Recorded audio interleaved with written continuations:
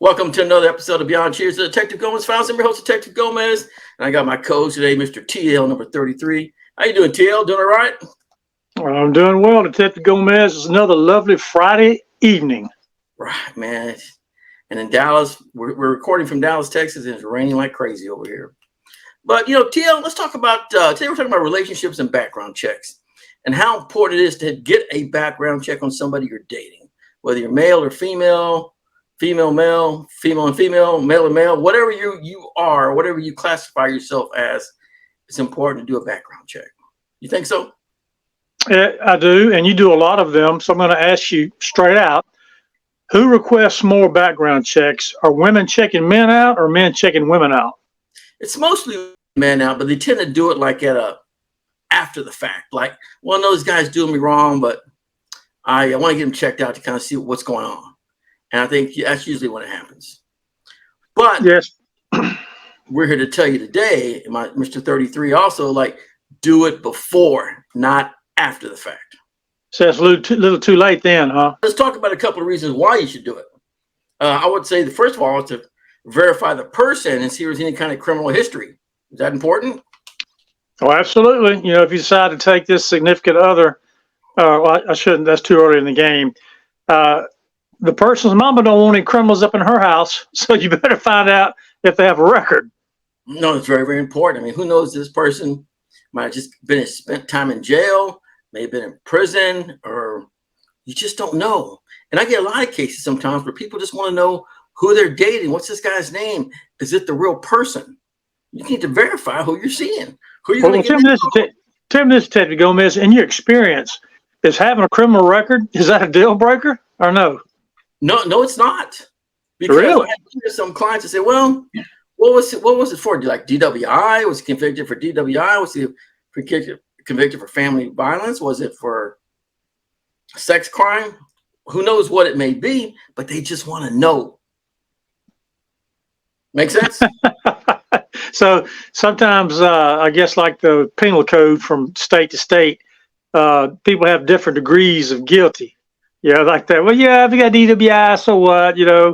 That's funny, man. That's funny. A little bit, or it was a small marijuana charge, not a big deal. Some things like that. Oh, just a misdemeanor marijuana charge. Right. Another good reason to get a background check is to verify the address.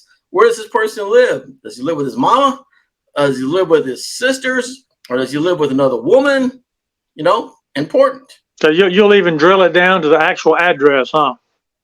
Got to, because you got to verify who they are, where they're living, and also how old they are. A lot of guys sometimes, lie about their age. They might got this young face and say, hey, how old are you? Oh, how old do you think I am? Well, I think you're 30.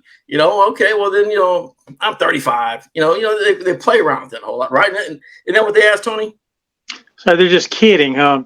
Well, I guess, and I guess you got to figure out what's the worst thing to lie about. Is lying about your age the worst thing, or would someone be more concerned? And when do you decide to start telling the lies? I mean, if you got a lie off Jump Street like that, and I guess you could find out with your tools of investigation, you could find out what they do for a living, or verify what they do for a living, and come up with some kind of yearly income. A lot of people are interested in that. Well, you could say, hey, I work for an attorney's office. Or really, what do you do? I'm who knows? Maybe you deliver mail all day, or maybe you're a paralegal, or maybe you're, just friends with an attorney. People need to know who they're dealing with, because a lot of people lie, especially this day and time. You can lie about anything on the internet. And a lot of people are dating on the internet, on these dating apps and things like that. You can be anybody you want to be. That's true. You wear many masks on the net. Well, and then the main reason I get people that call me about background checks, they want to know.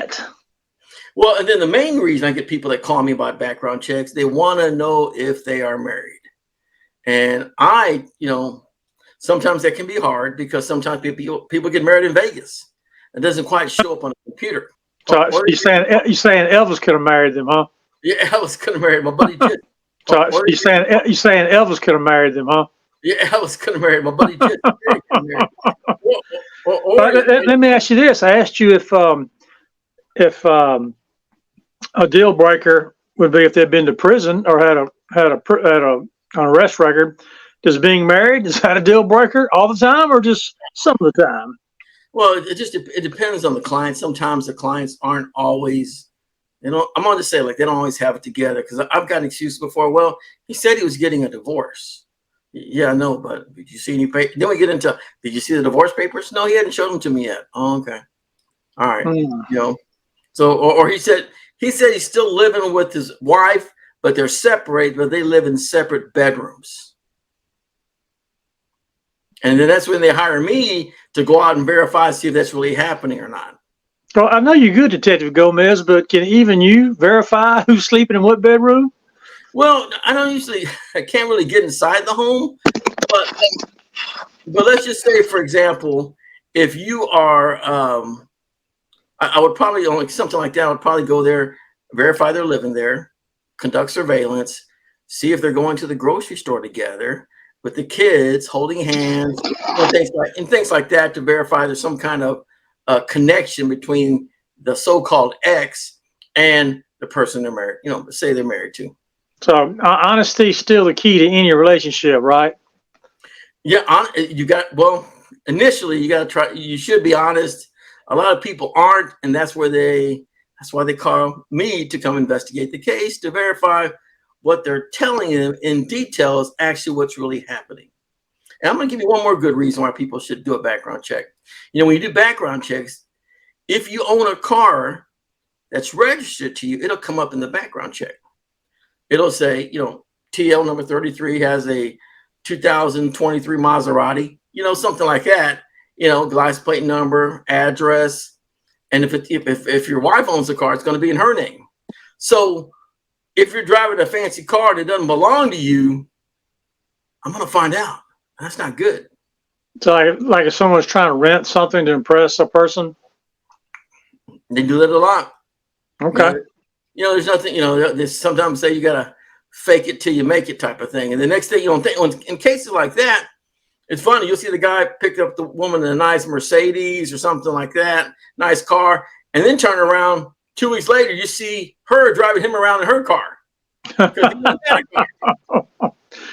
That reminds me of a sports analogy, Detective Gomez. Like if you have a real mobile quarterback and he can run around and skate the rush, the announcers call that extending the play. Okay. So if you got a guy lying about his marriage status or what kind of vehicle he owns or drives, he's kind of extending the play, but it's in a different way. He's extending the play out with this female, this chick, his lady friend. Until they can figure out. I've had a couple of guys, hire me to, they meet some of these women on the, on these apps.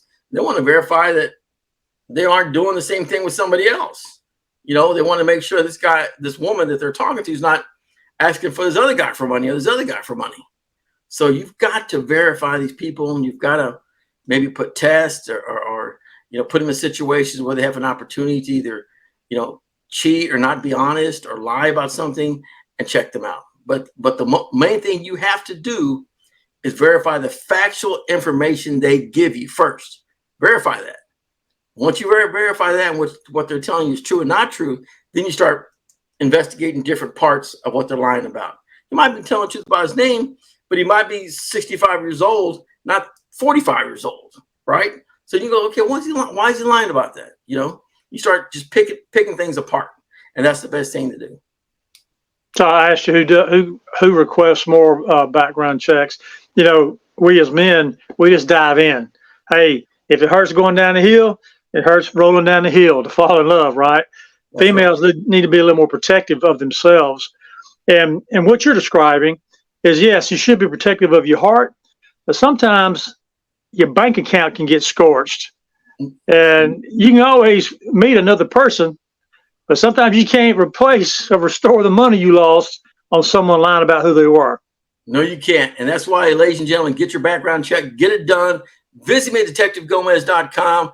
And me, myself, and TL number 33 will see you next time on Beyond Cheaters, the Detective Gomez Files. Take care.